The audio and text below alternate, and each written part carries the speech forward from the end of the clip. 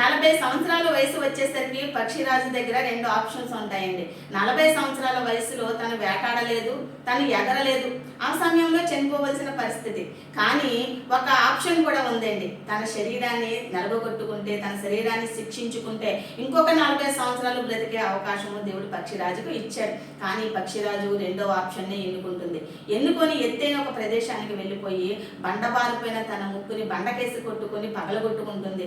అంతేకాకుండా తన శరీరంలో ఒక్కొక్క ఏకను తీసి పారవేస్తుంది. తన శరీరాన్ని బోడిగా మార్చుకుంటుంది. ఎత్తైన ప్రదేశంలో ఆ వెంట్రుకలు మొలిచే వరకు, ఆ ముక్కు కొత్తదిగా వచ్చే వరకు ఒంటరిగా ఉండిపోతుంది ప్రియులారా. తర్వాత నూతన ఉత్సాహంతో, నూతన రెక్కలతో, నూతన ముక్కుతో తన ఆయుష్ను పెంచుకొని సంతోషంగా విహరిస్తూ ఉంటుంది.